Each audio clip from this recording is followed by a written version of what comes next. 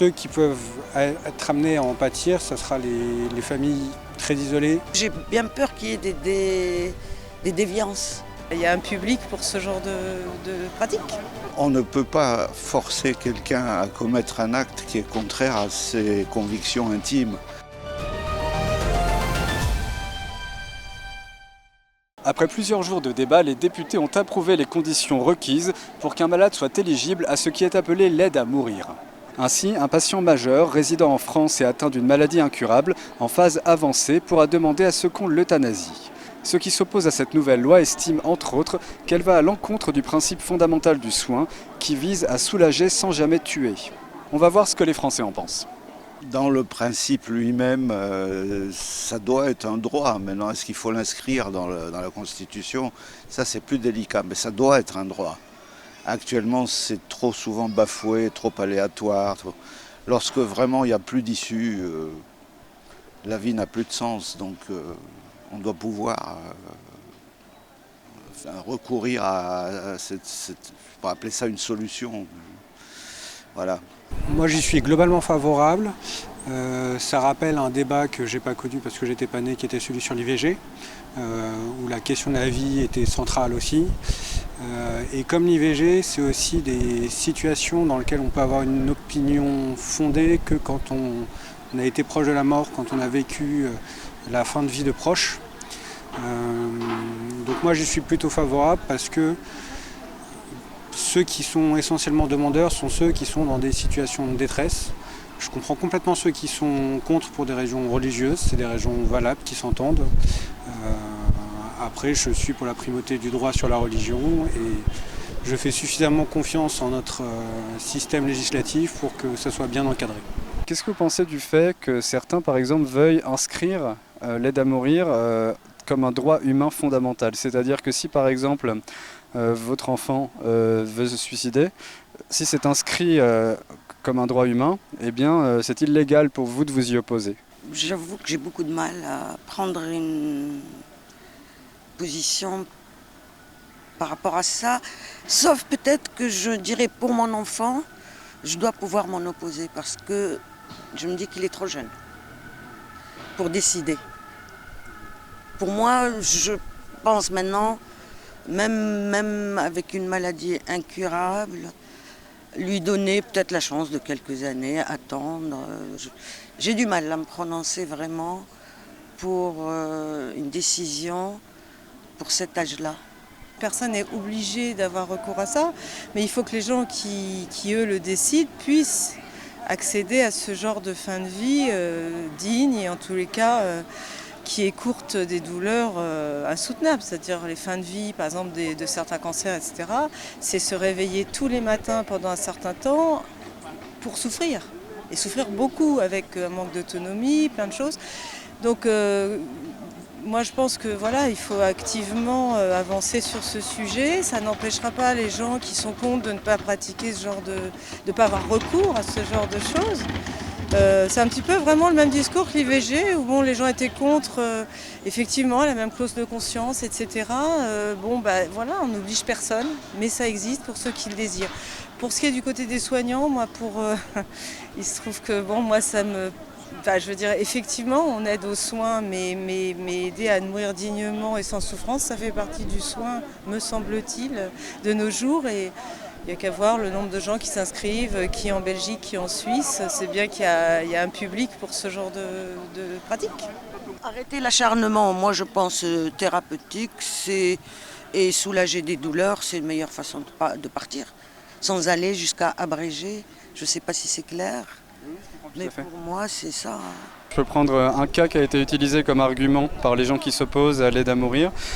C'était le cas des Pays-Bas, où une jeune femme qui était autiste et qui était en dépression profonde a eu recours au suicide assisté. Ce n'était pas une femme qui était en souffrance extrême, ce n'était pas une femme atteinte d'un cancer en phase terminale ou ce genre de choses. Et donc certains estiment que pas à pas, ça peut amener la société à finir par banaliser en gros le suicide assisté, même hors contexte de souffrance insurmontable. Quel est votre regard là, sur ce genre d'argument? Qu'est-ce que vous en pensez? Alors la maladie psychique c'est toujours plus compliqué, mais normalement dans ce que j'avais lu, il était question de signer pour ce genre de pratique tant qu'on était en pleine conscience de ses moyens. Donc normalement il y a ce garde-fou.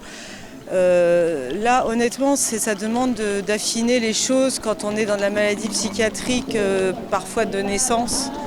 Là honnêtement j'ai pas d'avis sur comment procéder, si les tuteurs peuvent faire quelque chose, si la personne est en capacité de décider pour elle-même, parce qu'en plus on parle plus vraiment d'autisme, le fameux spectre, le trouble de spectre autistique, et entre quelqu'un qui aura un tout petit trouble et un qui en a énorme, il se passe plein de choses et je pense pas qu'on puisse généraliser l'attitude qu'on peut avoir pour ces gens-là. Ce que j'ai entendu récemment, c'était quelqu'un en grande souffrance pour un autre type de pathologie qui a dit « moi je peux plus, pathologie psychiatrique, je peux plus souffrir comme ça dans cette vie, je vais arrêter ». Alors c'était, je ne sais plus dans quel pays. Honnêtement là, il me semble que cette personne avait vraiment réfléchi son choix, il était accompagné de sa famille. Je pense qu'il faut évaluer, faut analyser, évaluer, il faut rester ouvert au dialogue. Après, moi, je n'ai pas la solution pour tout le monde. Dans nos soins palliatifs à nous, il y a déjà une forme d'aide à mourir. Et c'est un peu se mettre des œillères que de croire qu'on ne pratique pas déjà des fins de vie en France via des doses de sédatifs un peu puissants sur les derniers jours pour aider la personne à mourir sans trop de souffrance. Pour moi, on est vraiment plus dans de la régularisation et encore une fois, on est vraiment deux états très très différents. On n'a pas du tout la même culture de la santé sur ce type de point. Qu'est-ce que vous pensez du fait que des soignants puissent refuser en fait, d'administrer une dose létale? Est-ce que vous arrivez à le comprendre? Est-ce que vous trouvez ça discutable? Qu'en pensez-vous?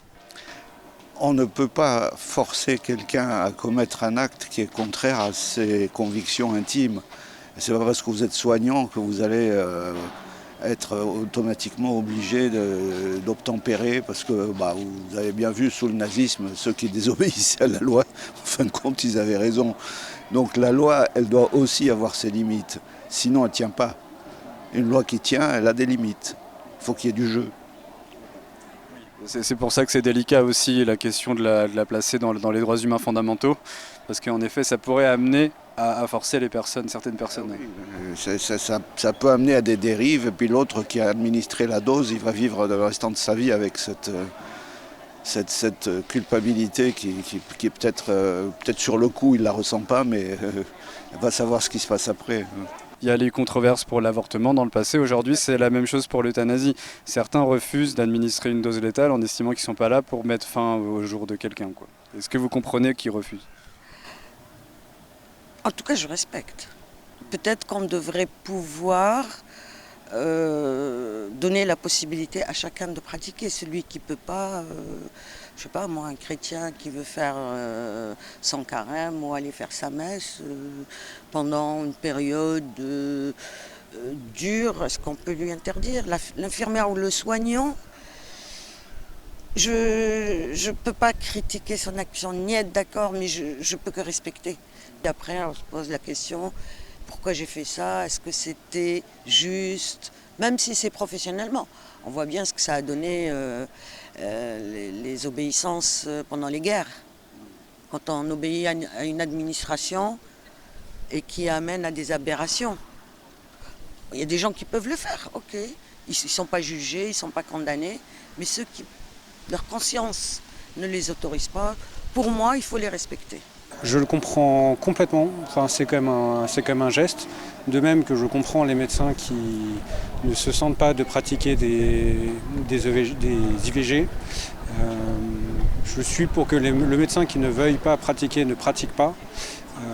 Par contre, il faut qu'il puisse exister, si jamais ces mesures existent, des moyens d'atteindre des médecins qui acceptent de faire ce genre d'acte. C'était toujours compliqué, même quand on décidait, par exemple, typiquement, de mettre plus d'antalgique à quelqu'un en sachant très bien que ça allait accélérer sa mort. Qui va mettre le fameux cocktail, etc. Ça, c'était déjà une décision à partager, un peu compliquée. L'acte lui-même peut, je pense, déstabiliser des soignants. Après, moi, j'ai un peu des difficultés avec la clause de conscience, ça tient à mon parcours puisque j'ai beaucoup travaillé en orthogénie, donc pour l'IVG, où on en posait la même chose et pour moi c'est dommageable. Enfin, ça reste un combat aujourd'hui de faire sauter entre guillemets cette clause de conscience parce que ça reste quand même une façon d'accompagner la santé physique et mentale des femmes de le faire. Donc je compare un peu à ça et effectivement j'ai un peu du mal avec juste le fait de dire moi je veux pas le faire, c'est-à-dire prendre la responsabilité c'est une chose, le prescrire c'est autre chose. Je pense que c'est pas une seule et même personne qui va tout porter de toute façon. Que pensez-vous de l'argument des contradicteurs qui estiment que cette loi pourrait dévaluer la vie, c'est-à-dire pourrait amener par exemple certains malades à se sentir inutiles et à être indirectement poussés à demander à l'euthanasie, par exemple en estimant qu'ils sont une charge pour les autres, etc. Certains pensent que ça peut poser un problème moral plus profond que ce qu'on voit en surface, qui serait simplement d'atténuer les souffrances de quelqu'un. Est-ce que vous comprenez ce point de vue? Est-ce que vous avez quelque chose à dire là-dessus? Oui, je peux comprendre ce point de vue, d'autant que quiconque a pu vivre des circonstances vraiment difficiles et voir s'ouvrir de l'inespéré dans sa vie, on peut le comprendre, mais moi je ne le comprends pas comme une sorte de condamnation de principe qui va pousser les gens à glisser vers le suicide. Je ne crois pas à ça. Je crois que priver quelqu'un d'une chance de rebond inespérée ou inouïe, c'est ça qui doit être mis en circulation dans le commentaire. Ceux qui veulent en finir, il faut essayer de leur rappeler que tant qu'il y a un peu de vie, comme on dit, il y a de l'espoir, mais on ne sait pas ce qui peut survenir. Fermer cette porte, c'est là où ça ne marche plus. J'ai bien peur qu'il y ait des déviances, des dérapages par rapport à ça. On a le droit d'arrêter la vie, donc on y va. Mais en même temps, si l'individu le demande lui-même, si je veux mourir quand je suis malade, c'est mon droit aussi. Pour moi, alors vraiment, c'est vraiment calcable au discours qu'on avait au moment de la loi pour l'IVG. Il suffit de réécouter Gisèle Halimi, elle reprend, enfin, c'est ce qu'on lui renvoyait en lui disant vous arrêtez une vie, etc. Enfin, tout ce que peuvent croire les gens qui ont des convictions religieuses. Et ça, moi, je veux dire, de la même façon que ce qu'elle disait, ça les regarde et on les obligera jamais, mais ça ne leur retire rien, enfin, ça ne leur retirera rien que d'autres puissent faire d'autres choix. Pour moi, c'est pas... Alors c'est pas du tout de cette façon-là que j'ai envie de réfléchir les choses. Je suis pas du tout inquiète à l'idée qu'on m'euthanasie un jour parce que j'emmerde tout le monde. C'est pas... non mais je veux dire, c'est pas... Alors là je crois que on est loin en tout cas de dérives de cet ordre et ce qui est important c'est de réfléchir, d'analyser, d'évaluer comment on le fait, avec quel accompagnement professionnel, familial, etc. Tout ça oui c'est des vraies questions mais pas... le fait qu'on va fabriquer une usine à tuer des gens malades, quoi. C'est pour moi exactement le contraire, parce qu'il faut voir les fins de vie de certaines maladies. Il suffit d'aller dans certains services, c'est assez terrible quand même. Par exemple, des gens qui auraient pu vouloir vivre auparavant, une fois que cette loi est en place, pourraient se sentir de trop et décider de mettre fin à leur jour. Voilà, que ça provoque une forme de complexe de l'imposteur. C'est aussi un argument qu'on a entendu. Est-ce que vous avez une opinion là-dessus ? On est vraiment sur, c'est sur le rapport à la mort de tout à chacun. Je pense que quand on est à cette phase de choisir entre sa propre vie et sa propre mort, cette question ne se pose pas trop. En fait, je pense que c'est vraiment de où est-ce qu'on en est, est-ce qu'on se sent de continuer à vivre ou pas. Et vraiment, moi, bien portant, en bonne santé, je ne peux pas me mettre à la place de ces personnes-là parce que j'ai jamais vécu, j'ai jamais été proche de la mort. Je pense pas qu'on puisse parler de banalisation. Et sur la dévaluation de la vie, ceux qui peuvent être amenés à en pâtir, ce sera les familles très isolées, avec peu de revenus, où les personnes peuvent sentir qu'elles ont un poids financier pour leur famille. Mais ça reste leur décision à elles de partir. Et moi je peux comprendre pour avoir... j'ai un grand-père qui est mort il y a pas si longtemps que ça. Il a décidé, on l'a tous senti, de se laisser mourir. Donc en fait c'est un rapport vraiment de la personne à sa place. Est-ce qu'elle estime que maintenant elle a envie de partir ou est-ce qu'elle n'a pas envie de partir. Et c'est pas du tout une dévaluation de la vie, mais au contraire c'est de laisser de la valeur dans la vie de ceux qui restent. C'est un choix personnel de se dire est-ce que je me ressens comme un poids dans ma famille ou pas. Est-ce que j'ai vraiment envie de vivre et de continuer comme ça ou est-ce que en fait, j'ai fait mon temps et j'ai envie que ma famille puisse continuer à vivre. C'est là où c'est dangereux parce qu'on ne sait pas. Il faut admettre qu'on ne sait pas. Les législateurs, ils n'aiment pas le doute. La vie est pleine de doutes.